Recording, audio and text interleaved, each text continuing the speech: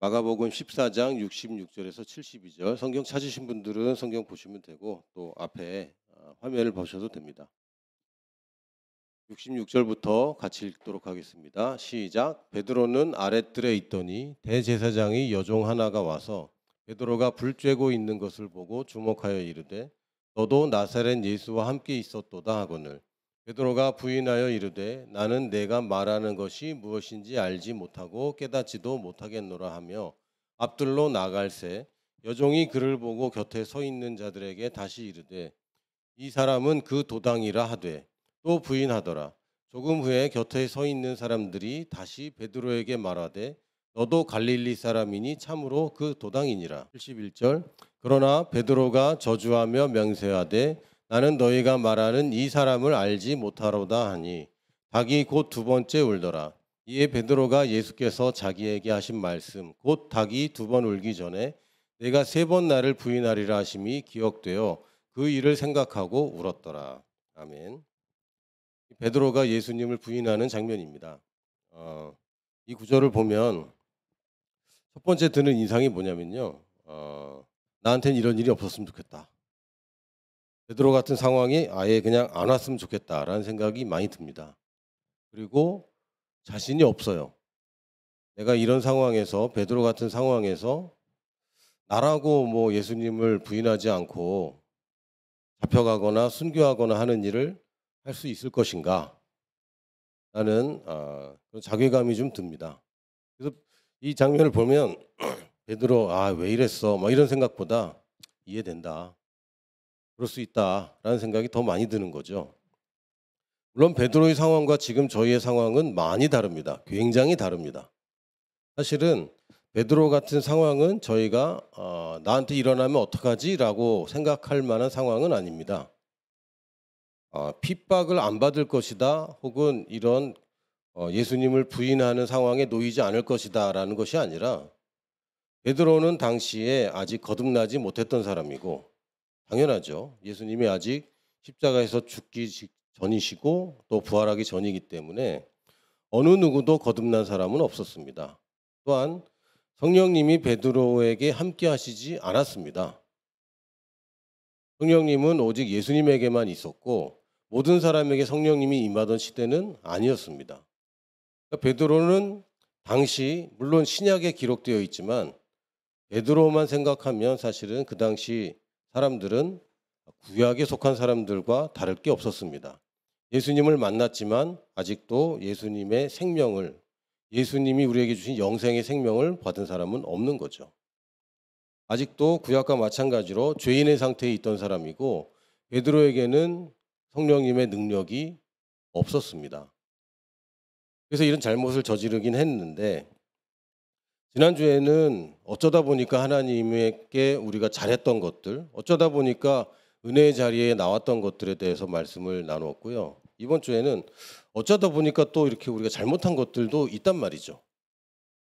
베드로와 우리가 본질적으로 다르긴 하지만 여전히 우리가 의도하지 않았는데 혹은 좋은 것을 의도했는데 결국은 어쩌다 보니까 또 흘러 오다 보니까 결심도 희미해지고 정했던 것들도 완수하지 못하고 하는 것들을 봅니다. 이제 벌써 8월 중순이 됐고요.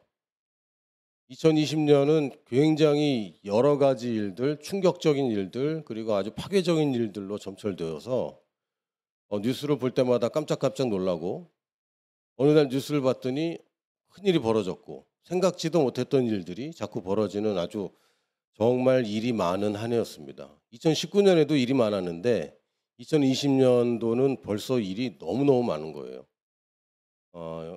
뭐 코로나 바이러스도 그렇고 어떤 정치적인 이슈들도 그렇고 또 장마에 또 수해에 국가적으로도 전 세계적으로도 굉장히 큰 일들이 많이 있었습니다. 그런데 그럼에도 불구하고 우리가 새해에 했던 결심들을 돌아보면 사실 우리가 그대로 하고 있는가 생각해 보면 참 안습이죠. 우리가 그렇게 못하고 있단 말이에요. 어쩌다 보니 또 결심들을 타협하고 있고 어쩌다 보니까 또 합리화하고 있고 이런 여러분들 또 저 자신을 봅니다. 그러려고 한 건 아니에요. 원래 내가 나쁜 짓 하려고 했던 거 아니고 내가 이 좋은 일들을 포기하려고 했던 것도 아닙니다. 그냥 어쩌다 보니 그렇게 됐어요. 어쩌다 보니 그렇게 됐어요. 어떤 면에서는 육신이 약해서 그런 일도 있습니다. 그저께 밤에 여기 있는 소수의 몇몇의 사람들이 축구를 보겠다고 밤을 새겠다고 결심을 했으나 육신이 약함으로 잠들었죠. 어쩌다 보니 뭐 처음에는 축구 봐야지 막 그랬는데 졸린 거예요. 육신이 약하죠. 그런 일들이 있습니다. 시작은 좋은 의도로 하긴 하는데 사실은 내가 판단력이 정확하지 않은 겁니다. 내가 하고 싶은 것은 분명히 있는데 내 체력이나 또는 주변 환경이나 혹은 사실은 나에 대한 인식이 잘못된 경우가 있습니다. 여러분들이 특히 여기 학생들은 내가 이만큼 공부해야지, 내가 이렇게 진도를 나가야지 결심 많이 했지만 안 될 때 많이 있잖아요. 나만 그런가? 나는 굉장히 많았거든요. 계획은 치밀해. 계획은 정말 완벽해요.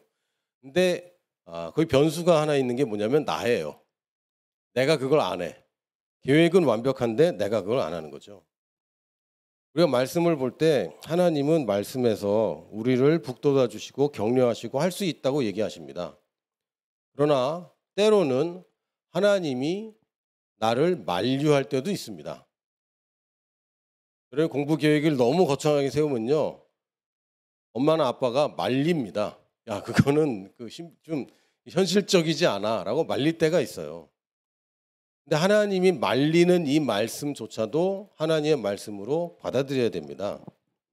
주님의 말씀을 믿지 않기 때문에 우리가 실패합니다. 왜냐하면 내가 하고 싶은 게 너무 강하기 때문에 하나님의 말씀이 들리지 않아요. 나는 이것도 하고 저것도 하리라 막 하지만 사실은 문제는 나한테 있는 거죠. 하나님께 있는 게 아닙니다. 내가 그것을 감당하지 못하면서 이런 아주 큰 계획들 이런 것들을 세울 때도 있어요. 그리고 실패합니다. 그리고 좌절합니다. 이게 한두 번이면 괜찮은데 반복되니까 문제인 것이죠. 사람마다 성향이 좀 다르긴 하지만 어떤 사람들은 말이 앞서는 사람들이 있습니다. 내 이걸 할 거야. 저걸 할 거야. 말은 많이 하는데 결과가 잘 안 나오는 사람들이 있어요. 또 어떤 사람들은 결과를 못 낼까 봐 말도 못하는 사람도 있습니다. 그런 사람도 있어요. 이 두 사람 다 하나님의 말씀에 정확하게 들어가야 되는 게 포인트예요. 베드로는 첫 번째 성향인 것 같습니다. 말이 앞서는 거죠. 그래서 호언장담합니다. 나는 결코 예수님 부인하지 않겠다고. 이 배경이 뭐냐면 예수님이 가룟 유다가 배신할 것을 슬쩍 넌지시 암시하셨고 그랬더니 제자들이 난 안 그럴 거예요. 난 안 그럴 거예요. 이제 이러던 와중에 베드로는 늘 나서시니까 나서셔서 모든 사람이 다 주님을 부인해도 난 안 하겠다라고 호언장담을 했습니다. 다른 제자들도 나도 안 그럴 겁니다. 나도 안 그럴 겁니다. 왜? 뒤지면 안 되잖아요. 얘는 분명히 안 한다고 그러는데 내가 가만히 있으면 난 하겠다는 얘기잖아. 나도 안 한다고 계속 그랬을 때 예수님이 베드로만 콕 집어서 얘기하셨어요. 닭이 울기 전에 내가 3번 나를 부인할 것이다. 예수님을 부인할 것이다 이렇게 말씀하셨습니다. 근데 실제로 베드로는 부인 정도가 아니라 모욕했다고 되어 있습니다. 그냥 모른다 정도가 아니라 71절에 보니까 베드로가 저주하며 맹세하되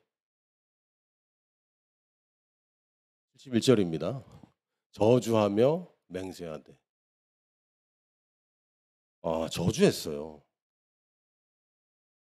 예수님이 말했던 것을 내가 나를 부인할 거야 라고 얘기할 때에 베드로가 만약에 겸손하게 말씀을 받았다면 이렇게 대응해야 됩니다. 난 그거 안 하고 싶은데 방법이 없나요? 그게 정해진 겁니까? 나의 실패가 정해진 겁니까? 그게 아니라면 하나님, 주님, 내가 이걸 이기려면 어떻게 해야 됩니까? 라고 주님께 여쭤봐야 되는데 베드로는 자기 식대로 나는 안 할 거라고 맹세를 해버렸어요. 근데 주님께서 뭐라고 하셨냐면 마태복음 5장에 보면 나는 너에게 이르노니 도무지 맹세하지 말지니 너희들 맹세하지 말아라. 너 옳으면 옳다 얘기하고 아니면 아니라고 해라. 여기서부터 넘어가는 거. 맞으면 맞다고 하고 아니면 아니라고 얘기하는 것을 지나가는 것은 악으로부터 나느니라. 이거 좋은 거 아니고 이거 결과가 다 안 좋아라고 얘기하세요. 여러분도 맹세하지 마십시오. 일단 여러분이 하나님을 걸고 맹세할 방법이 없어요. 왜냐하면 여러분이 하나님을 움직일 수 있는 사람들이 아닙니다. 여러분 스스로를 걸고도 맹세하지 마세요. 왜냐하면 여러분 자체는, 여러분의 육신은 믿을 만한 대상이 아닙니다. 그걸 인정해야 돼요. 우리가 새로운 피조물이 되었고 이제 의롭게 되었고 거듭났고 하나님의 자녀가 되었지만 여전히 우리가 육신 가운데 사는 동안에는 우리 육신은 믿을 만한 존재가 아닙니다. 그리고 내 영이 거듭났다고 할지라도 여전히 옛날 프로그래밍 된 혼이 여전히 옛날 생각과 가치관을 가지고 있기 때문에 여러분의 생각 또한, 결심 또한, 여러분의 감정 또한 믿을 수 있는 것이 아닙니다. 어떤 사람들은 자기 감정을 믿습니다. 감정은 믿을 만한 게 아닙니다. 영화나 웹툰이나 뭐 다 자기 감정을 믿으라고 얘기를 해요. 그래서 네 감정을 따라서 하라고. 그래서 고백하라고. 그리고 아주 좋은 친구를 잃죠. 관계가 아주 애매해지고 감정을 따라서 할 일이 아닙니다. 지혜도 여러분의 지혜와 여러분의 지식과 여러분의 경험도 믿을 만한 것이 아닙니다. 어제는 됐지만 오늘은 안 돼요. 세상이 바뀌고 있기 때문에. 여러분의 의지 정말 믿을 수 없죠. 여러분 의지가 믿을 만한 사람들입니까? 물론 모르겠습니다. 여러분 의지가 강한 분들도 있을 텐데 의지라는 것은 늘 타협됩니다. 합리화됩니다. 나 스스로를 믿을 수 없기 때문에 여러분 맹세할 수 없는 것이고 나 스스로를 믿기 시작하면 여러분들이 낭패를 당하게 됩니다. 이게 악에서 나오는 것이라고 예수님이 분명하게 말씀하셨어요. 그런데 그렇다면 우리가 어떻게 그러면 올바른 선택을 하고 주님을 배신하지 않고 아름다운 인생을 잘 살아갈 것인가? 선택은 순간적인 거잖아요. 선택을 할 때 여러분이 많은 고민을 하지만 선택의 순간은 분명히 짧은 시간입니다. 여러분이 공부를 열심히 하고 준비하고 시험을 준비하지만 시험에서 번호를 정하는 시간은 순간적인 거예요. 긴 시간이 아닌 겁니다. 그런데 이 순간적인 선택, 특히 이처럼 베드로처럼 위기의 상황이 놓여있을 때는 깊게 생각할 그런 겨를이 없습니다. 그냥 자기의 평소의 가치관대로 나오는 거예요. 평소의 가치관대로 나오는 겁니다. 이게 얼마나 우스운 거냐면 불났을 때 집에서 들고 나오는 것이 여러분 평소에 가장 중요하게 생각하는 겁니다. 평소에. 제가 예전에 어떤 스파이 영화를 봤는데 이 사람의 이 서재에 비밀 금고가 있는데 이 비밀 금고가 어디인지 모르는 거예요. 상대방이 어떻게 했냐면 불을 지릅니다. 불이야 하고 막 앵앵거리니까 이 비밀 금고를 가진 사람이 제일 먼저 쳐다보는 데가 어디겠어요? 딱 쳐다보는데 거기에 비밀 금고가 있는 거죠. 그런 영화를 본 적이 있어요. 무슨 영화인지는 기억이 안 나는데 이상한 영화면 어떡하지? 순간적으로 여러분들의 가치관이 반영됩니다. 이런 상황에서는. 그래서 순간적인 이런 위기의 때 내가 어떻게 할까를 고민해봤자 아무 소용이 없고요. 지금 평소에 여러분이 작은 선택들이 어떤 가치관에 따라 선택하는지 요거를 잘 봐야 됩니다. 베드로가 올바른 선택을 하지 못한 것, 뭐 두 가지 이유입니다. 첫 번째는 주님보다 세상이 더 컸어요. 당시 베드로에게는. 물론 예수님이 부활하시고 나서는 베드로의 가치관이 완전히 바뀝니다. 적어도 주님이 죽음보다는 커. 주님이 죽음보다는 높고 주님보다 헷갈리네. 주님이 죽음보다 강합니다. 가치관이 변했죠. 그러나 그 전에는 우리 선생님이 훌륭한 분이고 우리 주님이 능력 있는 분이지만 로마 병정 앞에서는 속수무책인 것을 보고 있었고 죽음 앞에서 실패자처럼 보이는 것을 보고 있었습니다. 가치관이 변하지 않은 거예요. 주님과 세상에서 세상이 더 크다고 느끼는 가치관이 바로 두려움입니다. 또 하나는 주님이 귀하냐 내가 귀하냐. 여러분도 이 판단을 잘해야 됩니다. 베드로는 여전히 이 세상의 왕이긴 하지만 주님이 왕으로 오실 줄 알고 따라다니긴 했지만 죽으면 무슨 소용입니까? 내 목숨이 더 중요하지. 지금 내가 죽느냐 사느냐인데 내가 더 귀하죠. 내 인생이 귀하지. 라고 하는 가치관을 가지고 있었기 때문에 주님과 배신하는 것과 자기 생명을 보존하는 것, 이 사이에서 갈등하다가 결국은 자기 원래 가지고 있는 가치관에 저울해서 판단이 되어버린 거예요. 이건 욕심입니다. 많은 욕심들이 주님보다 더 귀하다고 여기기 때문에 욕심이에요. 사람들이 호언장담하는 것들이 있습니다. 주님을 위해서 내가 이렇게 해주시면 주님께 영광 돌리겠습니다. 지금 돌리는 사람은 뭐 믿을만 해요. 지금 안 돌리는 사람은 앞으로도 안 돌릴 겁니다. 왜요? 가치관이 안 바뀌고 있잖아요. 지금 내가 헌금통 앞에서 망설이고 있는 사람이라면 큰 부자가 돼도 이 사람 계속 망설일 겁니다. 작은 돈에도 망설이는데 큰 돈을 어떻게 망설이지 않겠어요. 내가 지금 하나님을 위해서 뭔가를 하겠다고 장담하고 맹세하고 있을지 몰라도 지금 내가 평소에 기도하고 있는가, 말씀을 읽고 있는가, 예배의 태도는 어떤가를 보면 이 사람이 지금 착각하고 있는지 아니면 진짜인지는 알 수 있는 겁니다. 앞으로 어떻게 될지는 사실 아무도 모른다고 얘기하지만 지금의 작은 선택들을 보면 이 사람이 앞으로 큰 선택을 어떻게 할지는 다 나오는 거죠. 주님이 그걸 아셨습니다. 주님이 베드로야 너는 나를 배신할 거야 라고 얘기할 때 너는 배신하고 싶지 않겠지만 그게 하나님의 섭리야. 너는 너도 모르게 배신하게 될 거야 라고 얘기한 게 아닙니다. 지금 딱 네 수준을 보니까 평소에 딱 너의 수준을 보니까 너의 가치관이 여전히 이상한 걸 아직 변하지 않은 걸 보니까 결국 너는 나를 배신하게 될 것이다 라고 판단해 주신 거예요. 그럼 베드로는 그걸 안 하려면 어떻게 하죠? 주님 벗어날 방법이 없어. 이래야 되는데 난 절대로 안 한다고 완전히 착각하고 있었던 겁니다. 그래서 더 큰 실패를 하게 됩니다.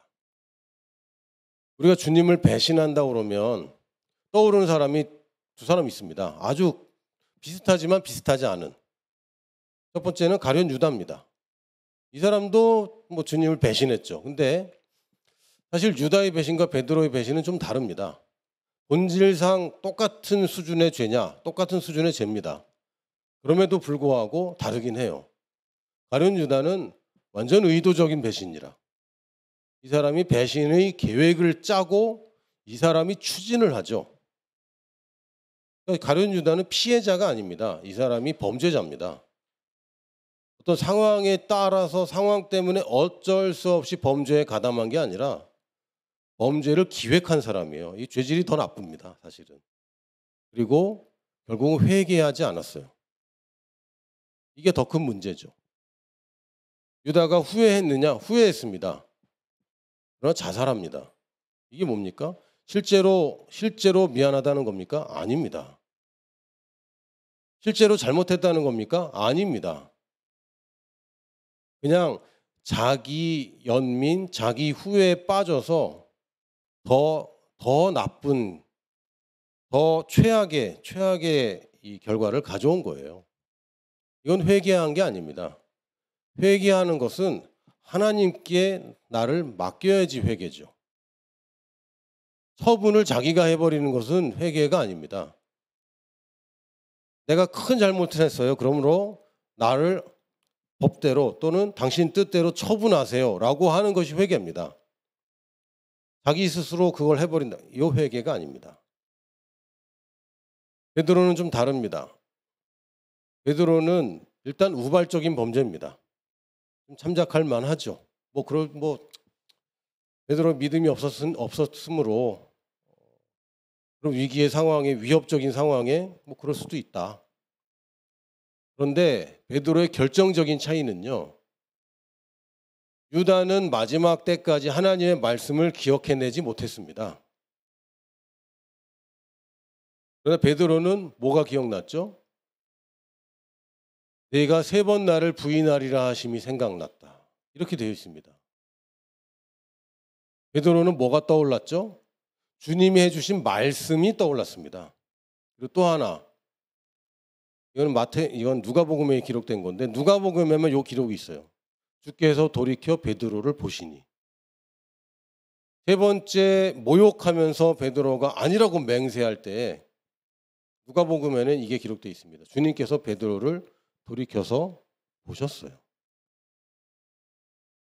주님과 눈을 마주치니까 그제서야 정신이 번쩍 나고 말씀이 생각난 겁니다. 맞다. 주님이 나한테 경고해 주셨는데. 이 사람은 울면서 회개합니다. 통곡을 합니다. 이게 달라요. 왜 이런 말씀을 드리냐면 많은 사람들이 말씀의 중요성을 강조합니다. 맞습니다.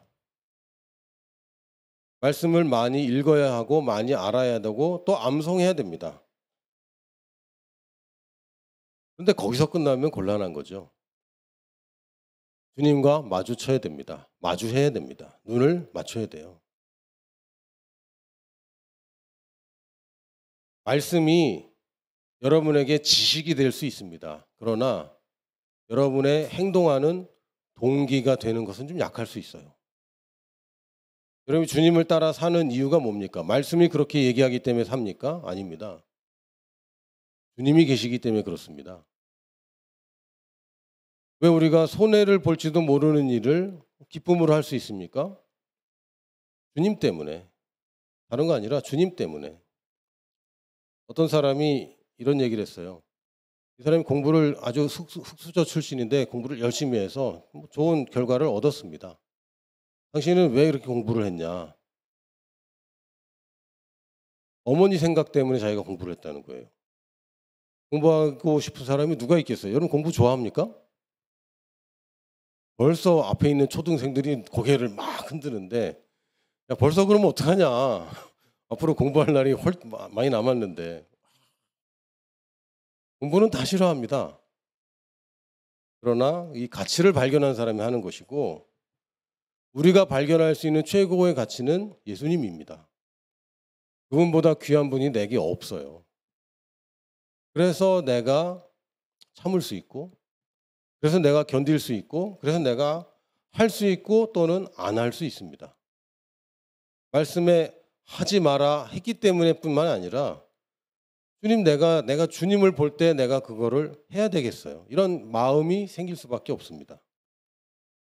말씀 가운데서 주님을 만나는 것도 있습니다. 그러나 여러분 그냥 말씀을 텍스트로만 봐서는 안 되고 그 가운데 주님이 하신 말씀으로 예배 가운데 또 설교, 지루한 설교, 또 일어나라고 그러고 또 뭐 하라고 이런 지루하고 의무적인 예배가 아니라 주님을 만나는 시간을 놓치면 여러분이 엉뚱한 잘못된 실수를 하게 됩니다. 중요한 것은 뭡니까? 우리가 어쩌다 보니 실수를 자꾸 많이 했어요. 잘못된 선택을 해왔습니다. 그리고 앞으로도 그렇게 할 것이라는 것을 예측할 수가 있어요. 여러분 실수 없이 여생을 보낼 수는 없을 겁니다. 크던 작던 실수들을 하게 될 텐데 우리는 그걸 줄이고 싶고 반복하고 싶지 않아요. 반복하고 싶지 않아요. 나이를 먹어서도 어릴 때 하던 실수를 계속하고 싶지 않습니다. 그러려면 어떻게 되겠습니까? 오늘 베드로가 놓친 것들을 생각해 보니까 첫 번째는 베드로가 실패한 이유는 기도하는 시간에 졸았습니다. 이게 결정적인 키가 됐어요. 예수님이 기도하러 가시면서 기도를 하시면서 너희도 기도해라 그러고 좀 떨어져서 기도하셨습니다. 근데 기도하고 나서 한 번 기도하고 딱 돌아왔는데 제자들이 자는 것을 보시고 누구에게 말했다고요? 베드로에게 말했습니다. 제자들에게 말한 게 아니라 베드로에게 말했습니다. 왜? 베드로가 지금 그런 시험에 처할 것을 알고 계셨기 때문에 베드로에게 말씀하실 때 시몬아 자느냐 내가 한 시간도 깨어 있을 수 없더냐 시험에 들지 않게 깨어 있어 기도하라 마음에는 원이로되 육신이 약하도다 이렇게 얘기하셨어요. 이게 마태, 마가, 누가, 요한복음에 다 나오는데 다른 성경에 보면 이런 말씀도 하셨습니다. 사탄이 너를 밀가부르듯이 할 거다. 그러니까 깨어서 기도해라. 이런 말씀도 하셨습니다. 베드로에게. 베드로가 예수님을 부인하는 단지 그냥 우리가 예수님을 그런 식으로 부인할 일은 없었으면 좋겠어요라고 하지만 순간순간 여러분들과 저희가 예수님을 부인하고 있지 않습니까? 주님의 말씀과 일치된 선택만을 하고 있습니까? 아닙니다. 또 나의 모든 시간에 하나님이 주인이시고 하나님이 소유했다고 우리가 말은 그렇게 하지만 실제로는 내 맘대로 쓰고 있는 부분이 분명히 있습니다. 이게 예수님을 부인하는 겁니다.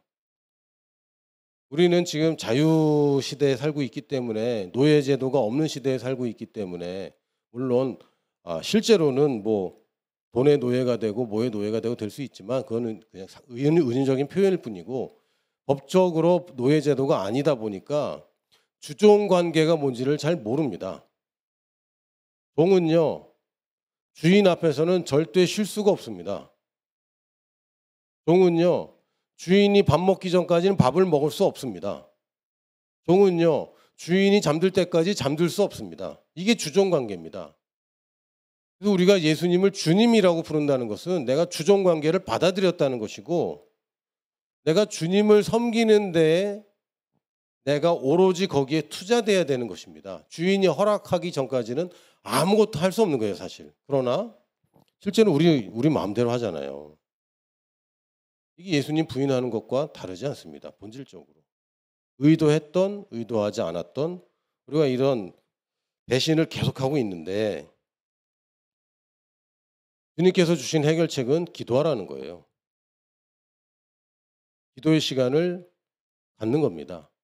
다시 얘기하면 기도는 하나님께 제발 도와달라고 시험에 빠지지 않게 제발 도와달라고 그래서 하나님을 움직이는 게 기도가 아니라 주님과의 만남의 시간을 갖는 겁니다. 주님과 대화하는 것이고 교제하는 것이고 관계를 갖는 것입니다. 이게 기도입니다.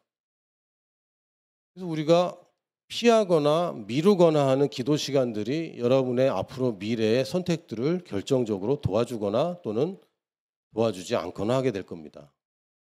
그래서 깨어서 기도하는 것이 베드로 같은 실패를 저지르지 않기 위한 비결이었습니다. 근데 보면요. 베드로는 나중에 이렇게 씁니다. 베드로전서 5장에 보니까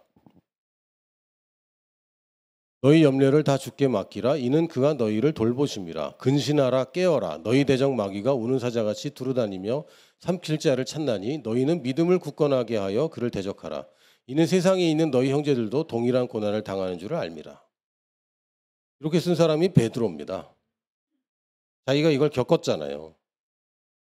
주님이 깨어서 기도하라 그랬는데 잠들었었고 그 시험에 자기가 3번이나 예수님을 부인한 실패를 저질렀고 왜요?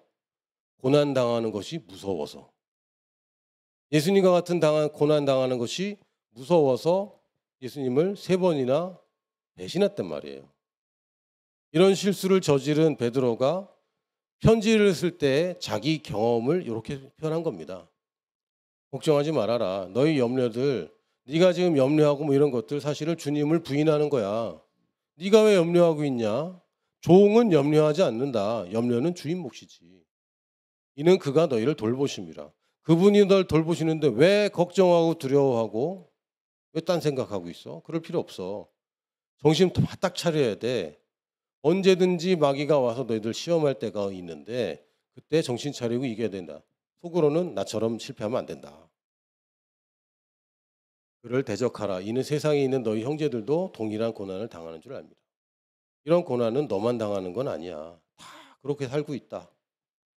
누구나 다 이런 어려운 일들을 당할 수 있고 핍박을 당할 수 있고 다 그런데 너도 여기서 올바른 선택을 하도록 해라라고 베드로가 나중에 편지를 남겼습니다. 그러면 우리는 선배의 말을 잘 들어야죠. 아, 그렇구나. 염려하는 것 자체가 내가 틈을 주는 것이구나. 걱정하는 것 자체가 내가 주님을 부인하는 것이구나. 그분이 돌보실 거라는 것을 믿지 않는 것은 이건 심각한 범죄 행위다. 라고 여러분이 인식해야 됩니다. 근신하라 깨어라. 내가 정신을 바짝 차리지 않으면 나는 또 슬그머니 다른 데로 갈 수 있는 사람이다. 라는 것을 인정해야 됩니다. 여러분들의 혼은 여전히 바뀌어야 될 여지가 충분히 있고 여러분이 지금까지 잘못 배워온 것들과 잘못 프로그래밍 된 것들은 제거되어야 될 부분이 분명히 많이 있습니다. 그걸 인정해야 됩니다. 죄책감 가운데 살라는 얘기가 아닙니다. 나는 실패할 거야 라고 기대하라는 얘기가 아닙니다. 그러나 여러분들이 깨어서 기도하지 않으면 정신을 차리고 있지 않으면 어느샌가 나는 저만치 떠내려가 있는 거예요. 다시 다 윗장으로 올라가서 결국은 이게 뭐라고 표현할 수 있냐면요.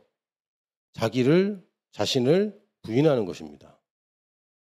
베드로는 누구를 부인했습니까? 주님을 부인했죠.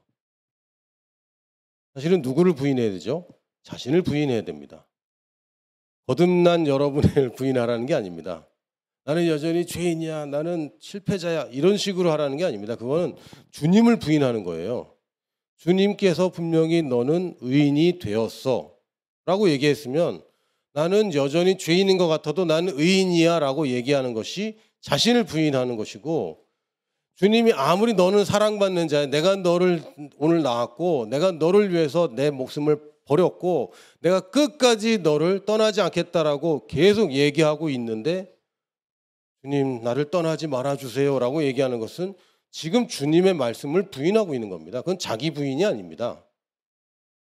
자기 부인은 하나님의 말씀이 이렇다면 나는 이렇다라고 인정하는 것이고 그것과 반대되는 것을 내가 꿈꾸고 있고 좋아한다면 그것을 내가 제거해야 되는 겁니다. 이게 바로 겸손과 절제예요. 겸손은 사람들 앞에서 아유 저는 못났습니다. 아이 제가 어떻게 합니까? 이게 겸손이 아닙니다. 겸손은 하나님이 말씀하셨으면 나와 상관없이 되는 건 되는 거야 라고 말할 수 있는 것입니다. 모세가 처음에 하나님의 부르심을 받았을 때 모세가 뭐라고 했습니까? 난 못해요. 난 못해요. 이런 태도가 하나님을 경노시켰습니다. 아니, 겸손한 거 아닌가요? 하나님이 너는 이스라엘의 위대한 지도자로 내가 삼았고 이스라엘 백성을 애굽을 무찌르고 끌어낼 거야 라고 얘기할 때 모세가 저라면 할 수 있습니다. 이러면 진짜 교만한 거 아닙니까? 저는 못해요. 이게 원래 우리 정서상 겸손이잖아요. 근데 하나님은 경노했습니다. 왜요? 하나님의 말씀을 부인하고 있는 건 겸손이 아닙니다. 기드온도 처음에는 못한다고 그랬어요. 제가 뭔데 이걸 하냐고. 이건 하나님을 기쁘게 하는 태도가 아닙니다. 하나님이 너를 통해서 하겠다고 그런 것은 내가 하는 게 아니라 하나님은 나를 통해서 할 수 있습니다라고 얘기해내야 됩니다. 이게 진짜 겸손입니다. 그리고 절제는 뭡니까? 하나님이 중요하다는 것을 내가 중요하게 여기는 것이고 하나님이 너한테 해가 된다고 얘기하면 그것을 해로 여기는 겁니다. 여러분 주님을 위해서 여러분이 소중하다고 생각하는 거 버릴 수 있습니까? 쳐다보지 않고 얘기하겠습니다. 여러분이 정말 소중하다고 생각하는 거 버릴 수 있습니까? 버리라는 얘기가 아니라 버릴 수 있어야 됩니다. 버릴 수 없다면요. 여러분께 아닙니다. 그것이 날 소유하고 있는 것이지. 스마트폰이 될지도 모르겠고요. 게임이 될지도 모르겠고 웹툰이 될지도 모르겠고 뭐가 될지는 모르겠는데 지금 여러분이 그냥 즐기고 놀고 그냥 그거라고 생각하지만 실제로는 그것이 나를 소유하고 있습니다. 그럼 못 버려요. 그럼 어떻게 하느냐? 절제하고 있는가? 그럼 내가 그걸 소유하고 내가 주인입니다. 절제하지 못한다. 그러면 그가 나의 주인이에요. 노예 생활을 하는 겁니다. 심각한 겁니다. 아, 바꿔야 되겠다. 언제? 오늘까지는 하고 못 버리는 거예요. 이번 주까지는 하고 못 버리는 거예요. 절제가 안 되는 거죠. 그럼 결국에 어떻게 됩니까? 큰 실수를 하게 됩니다. 왜? 내가 그렇게 습관화되어 있고 내가 그렇게 가치관이 정립되어 있기 때문에 베드로와 같은 순간이 오면 예수님을 부인하게 돼요. 예수님을 부인하려고 의도하지 않았지만 어쩌다 보니 습관적으로 노예 생활에 길들여져다 보니 주님보다 귀한 것들을 계속 내버려 두다 보니 어쩌다 보니 실패자의 인생으로 갈 수밖에 없는 것입니다. 여러분에게 버리라고 얘기하는 거 아닙니다. 그러나 버릴 수 있어야 됩니다. 당장 그걸 다 써다가 버리고 우리 집 앞에다 버려라 이런 얘기 아닙니다. 나쁜 짓이에요. 여러분 돈을 사랑하지 말고 돈을 다 교회에 버리세요. 이렇게 얘기하는 거 잘못된 얘기입니다. 여러분 헌금해라, 여러분 포기해라 이런 게 아니라 포기할 수 있어야 됩니다. 그리고 때로는 여러분이 실제로 버려야 될 때가 옵니다. 실제로 진지하게. 그게 여러분을 하여금 하나님이 주신 하나님이 계획하신 가장 좋은 길로 인도하는 겁니다. 여기 젊은 어린 친구들은 내가 갖고 있는 작은 것들 때문에 어려워하는데 어른들도 마찬가지입니다. 못 버리는 게 있어요. 물건일 수도 있지만 사실은 명예, 이건 못 버립니다. 경제적인 안정, 이건 못 버립니다. 그리고 자녀, 못 버립니다. 못 버려요. 그러다 보니까 내가 하나님의 말씀대로 사는 것인지 아니면 내가 섬기는 것이 다른 것인지 헷갈리게 되기도 합니다. 위험해지는 거죠. 근데 언제부터 여러분들이 방향을 잘 잡아야 되냐면 어릴 때부터. 아주 어릴 때부터 가장 귀한 것이 무엇인가 좀 정확하게 깨달으시길 바라고 귀하다면 귀한 대접을 하는 여러분 되시길 바랍니다. 나중에 어쩌다 보니 이런 얘기 하지 마시길 바랍니다. 어쩌다 보니 하나님이 나한테 은혜 주셨어요. 이 얘기도 이제는 하지 마세요. 이제는 방법을 알잖아요. 하나님의 큰 은혜를 받는 방법을 우리가 알고 있기 때문에 어쩌다 보니 이렇게 됐네요. 감사하네요. 이렇게 얘기할 필요 없습니다. 또 어쩌다 보니 이 꼴이 됐네요. 이 얘기도 이제는 하지 말아야 됩니다. 어쩌다 보니란 없습니다. 여러분들에게 하나님이 여러분 인생을 맡기셨고 시간을 맡기셨고 달란트를 맡기셨고 여러분들에게 귀한 것들을 맡기셨는데 이제 여러분이 올바른 경영을 해야 될 때입니다. 어쩌다 보니 내 인생이 이렇게 됐습니다가 아니라 하나님의 말씀대로 이렇게 하다 보니 이렇게 되었습니다라고 말하는 여러분 되시기를 예수님의 이름으로 축복합니다. 아멘.